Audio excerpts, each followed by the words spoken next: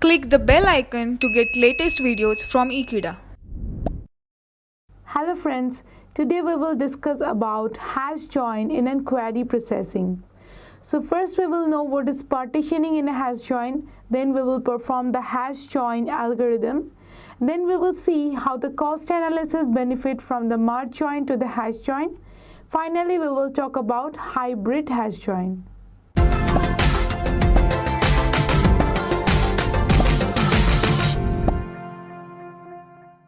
Hash join is just like this merge join with an additional concept of partitioning in it.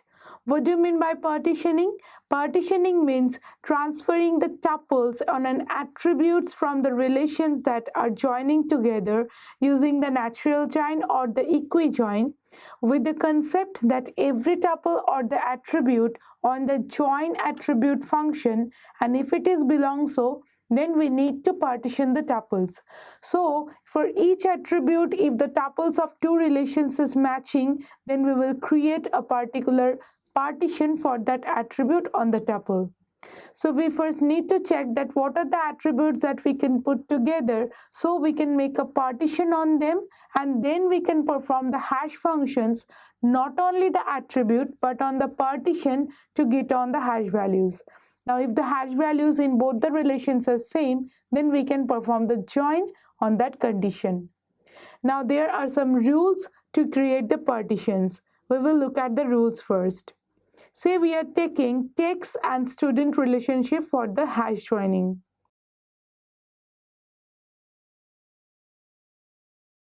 Now if we consider student relation as the tuple S and text relation as the tuple T or R, then we can say that the following rules we need to apply for creating the partitions. Now our H is an hash function for having attributes 0 to M to map it to the join attribute set. Now the set of join attributes, join ATTRS, stands for every attribute that we can make the joining and create a partition on it. Now we need to choose that R0, R1, Rn be the tuples that all are empty initially. Now if there is any tuple T that belongs to the set of Ri that is performed on the H operation,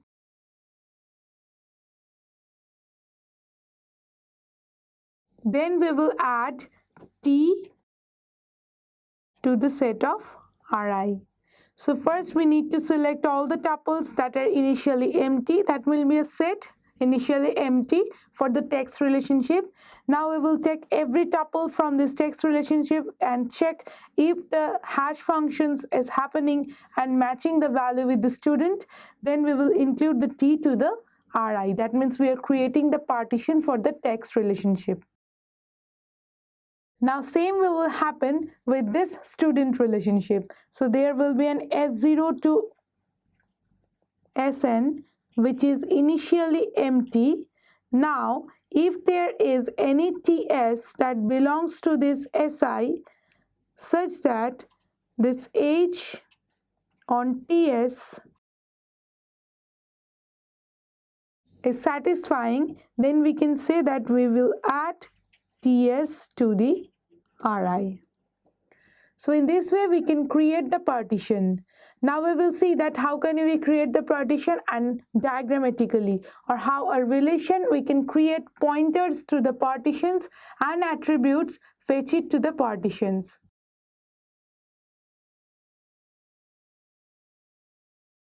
Say suppose our student relationship has the set S and the text relationship has the set R. So we will have the attributes from there and create a partition on it.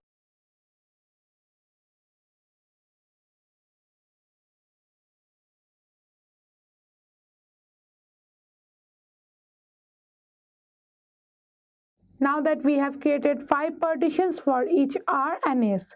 Now see, if there are 5 partitions in R, then there should be exactly 5 partitions to S, because the attributes that we are creating on the partition should match on each of this relational set.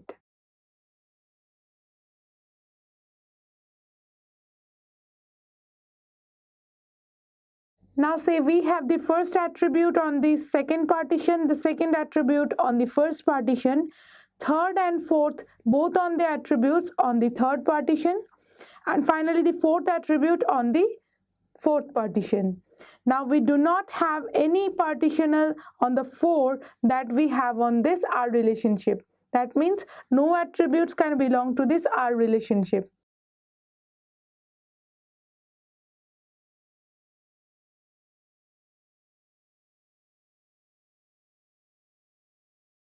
Now here also we can see that the first one goes in the third partition, the second one in the second, third one in the fourth, fourth one in the first, and finally fifth one to the fifth. Now there is a correspondence in these partitions with this hash join. Now suppose in this way there are two cases that are special. Now in this one that we can have the two attributes from this relational set R while having one attribute from the relational set S. So what happened here when we perform hash join, it will take two of these attributes, calculate the hash functions on the combined attribute and then match the value with the attribute that is belonging to the partition. Now see in the last one we have one attribute from this relational set S while we do not have any attributes from the relational set R. So in this hash functions it will match the hash value that is attribute key on that fourth one, and that will match to the null because there is no attribute to calculate the hash functions on the R relation. So in this way we can calculate the hash joining from relations with creation of the partition. Now if we have two relations or two tuples, from R we get C and from S we get D, then if HC is equals to HD, then we can say that the C and D form this join ATTRS. And if there exists HC not equals to HD, then we can say C doesn't have any common value with D. That means if there isn't a common value, then we have to match a hash value on that. Now we will perform an hash algorithm to achieve these hash partitions and finally join the partitions on a natural join or equijoin basis. First we will create the partitions for each of this relation.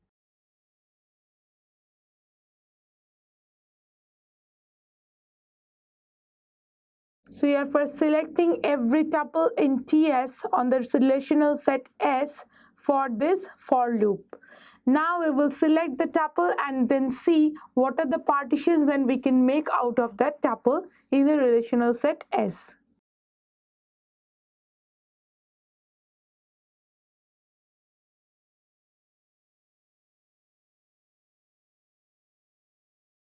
Now we are taking I to denote the hash value that we can calculate on the tuple on the join attribute set that we have taken from the memory or this relational set S. Now HS is the partition that we are creating on S. So HS will be union with this tuple set S because there is an hash function that belongs to the attribute and we have taken that attribute as I. So we are first creating the partition for relation S. Now in the same way we will create the partition for R. Now we will select the tuple TR from the relational set R and then calculate again the hash value on the TR.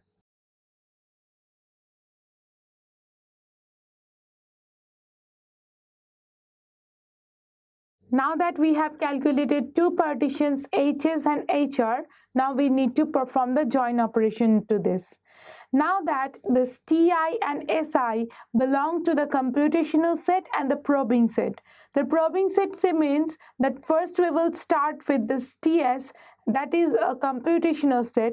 Then from the tuple on the join attributes, we will probe into the relational R to join them on a natural join basis.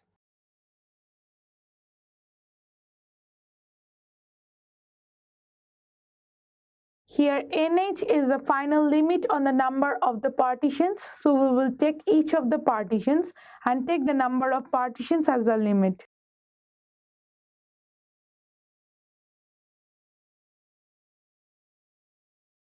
Now we need to read the HSI, that is the first partition on the S relationship, which is taken as an build input or the computational input. Now we will create an in-memory hash index on that. Now the main problem with this hash joining is that we need a buffer or the partitions to be kept into the in-memory. That is a partition we are first creating and taking each partition into the main memory. So other than being the main memory, the hash join cannot be performed on each of the partitions. So first, if it is in a large database, then it is stored in the disk memory. We need to first fetch a partition into in-memory, build an in-memory hash index on that partition.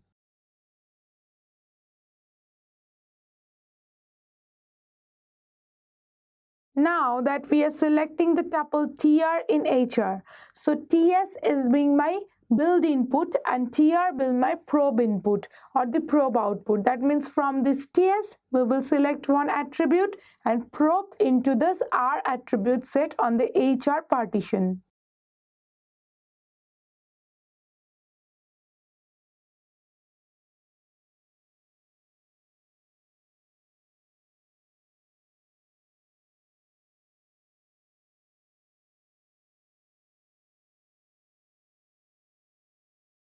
Now we need to probe the hash functions on this HSI to locate all the tuple TS such that the TS's join attributes matches with the TR's join attributes. So the probing means that we are actually joining, first getting an empty set and then we will include the partition into the set if the condition satisfies that the TS on the join attributes is equals to the TR on the join attributes. That means the attribute value same on the tuples from each of the relations.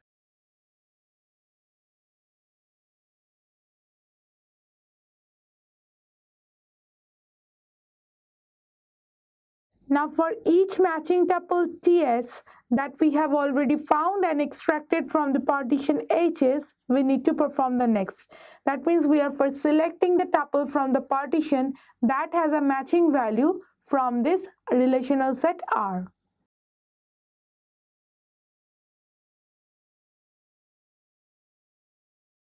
So that we have finally selected the TS, so we will join this TS and make it addition to the result.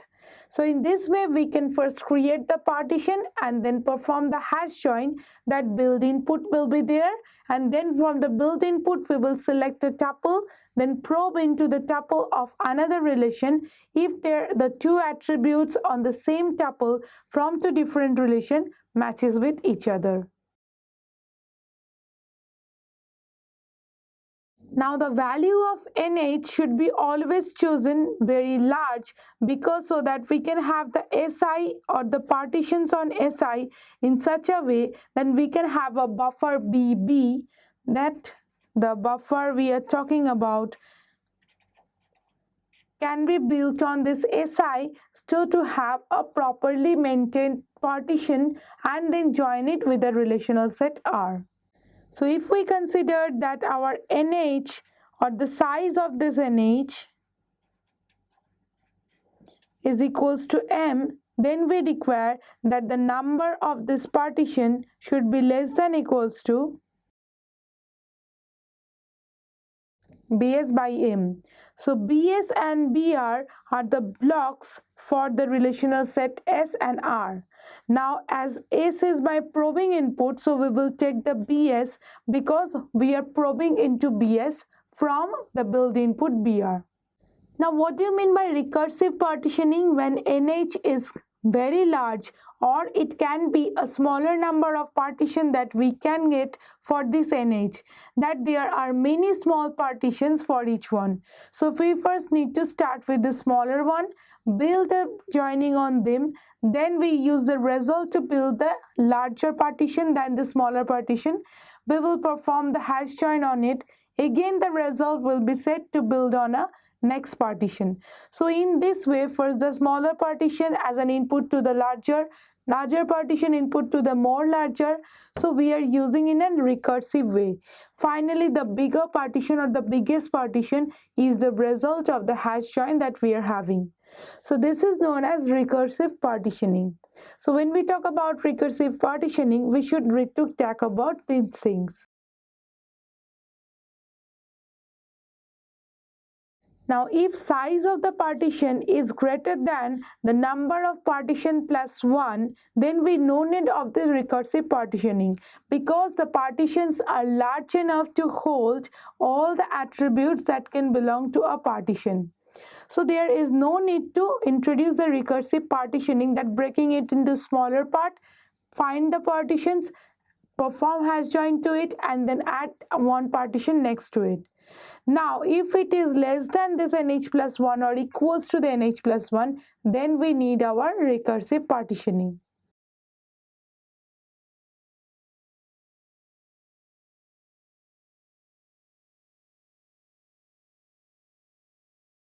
Now, if m is greater than root over bs, or say root over bs by m plus 1, because nh is, we have already seen, that is equals to or less than bs by m. Now, say if there are 12 kilobytes of this each on the blocks, and then we have 4 blocks on the side, then we will have 3K or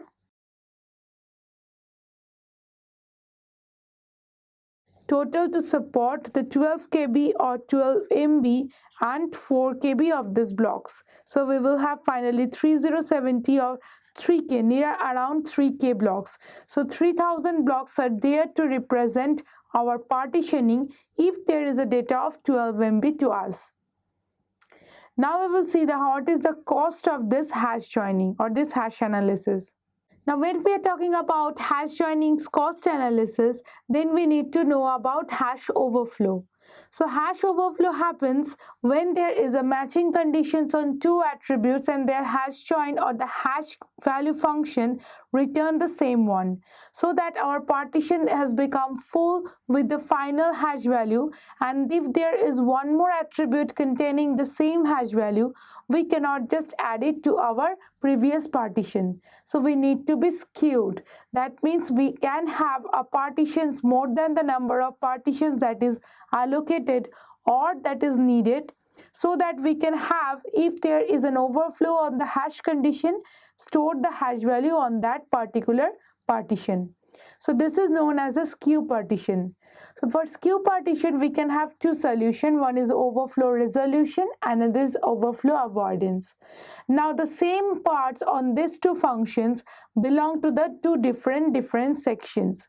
First one, just go with overflow resolution. Now the overflow resolution generally deals with the stage where we are just predicting the partition but haven't made yet the partitions.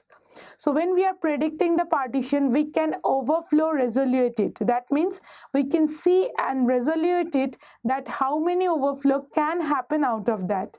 According to that, we can have more than one or two partitions extra to our partitioning set. Now the overflow avoidance happens if there is already overflowing conditions in the partitions. That means either we have resolved it or otherwise we have not resolved it, and the result of it results in the partitions that is not enough for storing all the hash values with the same attributes. So now there should be one condition, that overflow avoidance. So we could just avoid the overflow, that means avoid the attributes goes on for the same hash values, because they are storing it already into the partitions. So now we can have the cost analysis of the hash joining. So first we will call about the transfer of the blocks. As we know that the BR and BS are the blocks on this relational set R and S respectively. So finally, when we are talking about that the disk in the memory section, that the data need to be fetched into the in-memory for hashing, that we have already seen in this algorithm. So first we need to check out that BR plus BS amount of data from the disk one, and then to get it into the memory one. So there are 2 BR plus BS till now. Now that we know that hash join can be only performed if the data is in the buffer.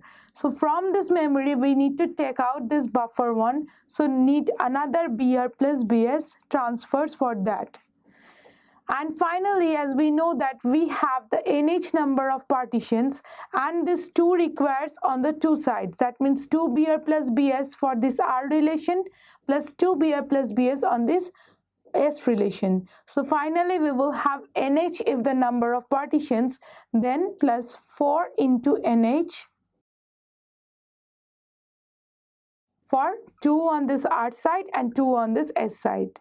So the number of disk transfers for this cost analysis on the hash joining is finally 3 BR plus BS plus 4 NH.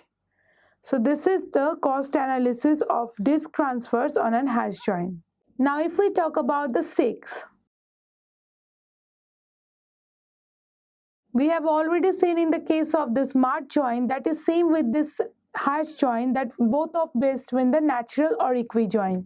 So in these two cases we has BR by BB plus BS by BB. Because the BRBB is the buffer, so we need the number of the blocks, that is the number of the buffers and number of the blocks based on these buffers, so that we will have BR plus BB and BS by BB buffers needed. Now to go into the memory and then back into the buffer, we will need twice of them. Now as an overhead to it, we also need the partitions for 2 of this relation. NH is the number of partition, so we will need 2 into NH, number of 6 for the partitions. So actually the number of 6 becomes 2 into BR plus BB NH plus BS plus BB NH. So this is the formula for 6 on this cost analysis of hash joining. Now that we are considering a partitioning here, so we need to consider the block transfer to the partitioning also. So for the S, the block transfers on S for partitioning is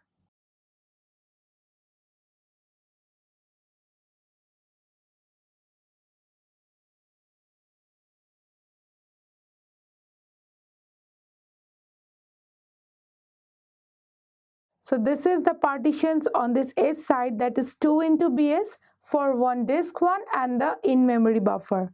So 2 into BS log M minus 1 because M is the size of the partition, and BS because BS is the blocks on this particular S relation.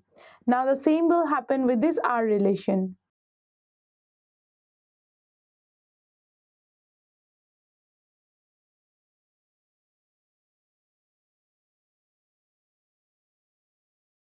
So now we have this two partitions and the blocks that we need for the partitions.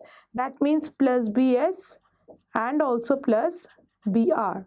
So the final number of this block transfer for the partitioning is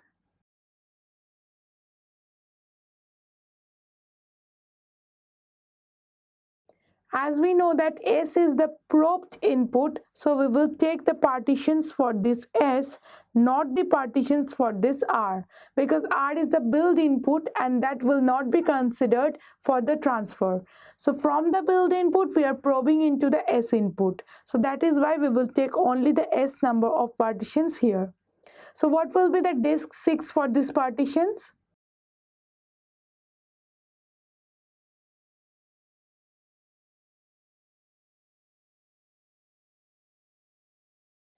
So it will be that this BR and BS will be divided by the buffer size, that is the disk's buffer.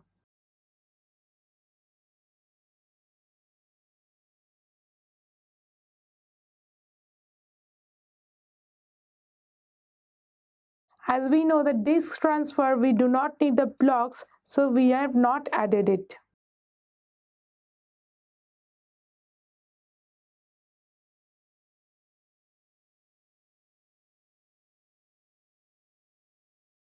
So for our consideration on the problem, we have from the student relation M is 20 block size and NH is 5, and from the text size it is 80 block size and NH is also equals to 5.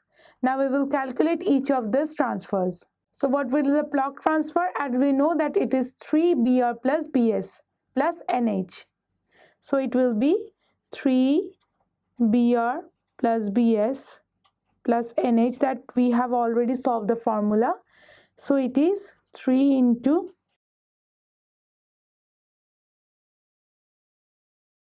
305 block transfers.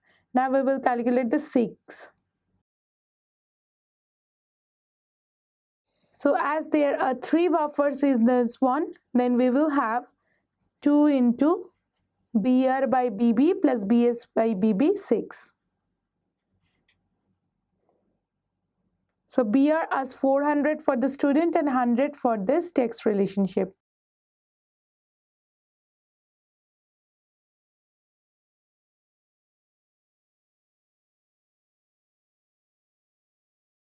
So there are 336 for this block transfer on the problem that we have mentioned.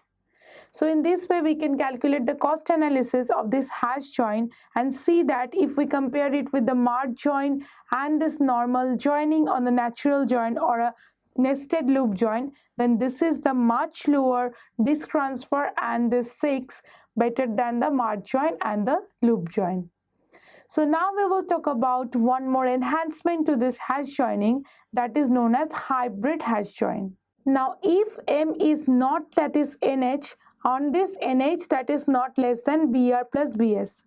So that means we are having a larger memory, and two of this memory, if we partition it, both are not into the current memory but trailing into this disk memory.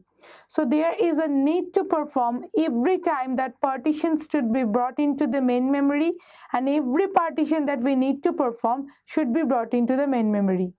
So we can just use the partitioning in this way, that one partition at least which will be fit into the memory, and we can guarantee that with the size of this disk block and the size of the partitions, and calculate a formula so that we can find a buffer size as much large enough to hold at least one partition to fit into the memory. So that will guarantee us that at least once it will perform the hash joining without fetching the disk structure. Then that is why it is known as hybrid hash join. First it is restricting the partitions to be in particular size, and then it's perform the hash joining. So we can say if we are having more than NH plus 1 into BB number of blocks, that means buffer size into NH plus 1. If the size of the partition is greater than that, then we can use a lesser amount of this M and create a partition on that one. So the difference, we can create another partition to fit into the memory. So now M minus NH plus 1 into BB could be created a partition to support the NH plus 1 BB as well as the difference that we have from this M and NH plus 1 into BB. So that is a blocks of buffer for the memory. So now we can have, as we have previously seen, that M was greater than root over BS for our satisfaction. So now our M becomes much larger than root over BS into BB, because the buffer size is already being multiplied to it and M is larger than that too. That means NH was greater than BS, and now my M is much larger than the root over of BS into BB. So that is my main condition for performing the hybrid hash join, that we need to perform this partition restriction and then we can perform the hash joining just like the previous way. Now let us calculate the cost analysis on this hybrid hash joining.